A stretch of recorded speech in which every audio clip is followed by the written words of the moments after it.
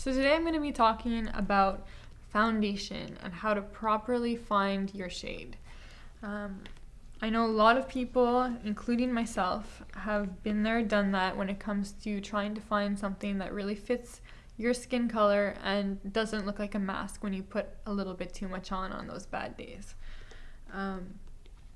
Many times I've been in the pharmacy or in the store, and because there's so much fluorescent lighting, you try it on and it looks great, and then you walk outside and you gasp, or everybody else starts gasping when they see your face. So I'm going to give you a couple of foolproof ways to check properly before you go out and spend the money on your foundation, to make sure that you really got the color that you're going to use and that you're going to love. So first up, you have to decide whether you want something more oil-free or something that is a bit creamier. I recommend the oil-free ones. The Skin True ones from Annabelle are oil-free. So obviously are the mineral powders. There's no oil, it's a powder. Oil-free is just it's just a little bit easier on your skin. It's not gonna clog your pores. It's still very hydrating. It's just that there's no fillers really blocking your skin, your pores, and it's good for the overall maintenance of your skin. It's less prone to break out, a bit more natural than, basically putting on a cream that's way too heavy for you. So you're gonna, you always want to try to just visually look at the container and see, compare it to your skin. Never compare it, to this part of your arm or necessarily even on your face directly.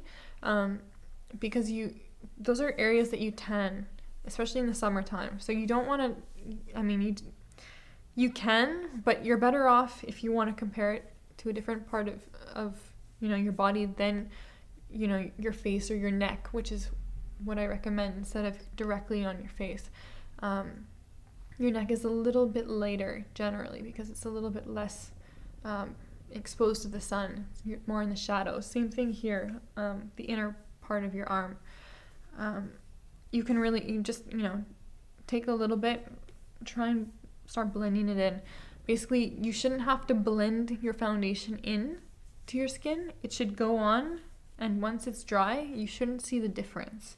You should maybe see that there's a little bit of makeup there as opposed to bare skin. You should see that there's a difference with the coverage, but you shouldn't see a difference in color.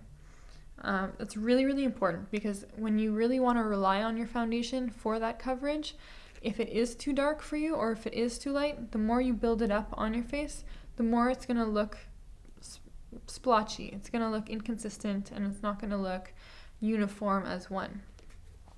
So, try it like that first. Again, I like to put it on my neck or, the inside of my arm, and then go outside. That's the key, is natural light. You're never ever going to get the true value of what the foundation is if you're looking in the mirrors under a fluorescent light or even very complementary lighting.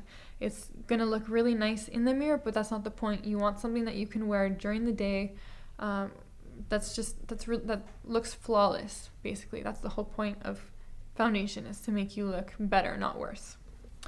So start off with finding a tone that's the closest to your skin tone. Sometimes it's impossible. Sometimes you're not going to find the exact color, and that's okay. Then basically what you would do is you'd find, if you're somewhere in between two colors, you get both of those colors, and then you can mix them perfectly. And you might think that this is annoying at first, but it's actually very beneficial, especially in the summertime or when the seasons are changing, because you don't have to rely on one and then just bronzer. You can actually perfectly tailor your foundation to your skin and how it changes in the sun. So I kind of recommend that for anyone, not even people who are stuck in between two shades. It's always good to have your shade and a shade darker and a shade lighter. If you don't want to buy three, then I'd go with your shade and a shade lighter. Just because for darker, you can definitely go a little bit with bronzer, and you can bring that glow, you can bring that tan to life.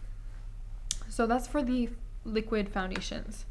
Mineral foundations, the same kind of thing. These are definitely a bit more sheer. You can build them up too, so it's the same thing. Just make sure that you don't get the wrong color, and as you're building up, you're noticing that it's darker in certain spots when you apply it, because it's just no fun.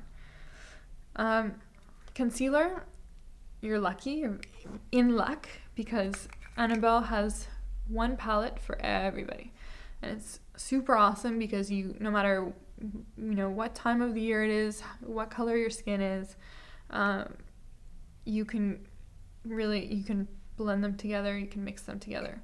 Wouldn't recommend this obviously for darker tones. This is for lighter to medium tones.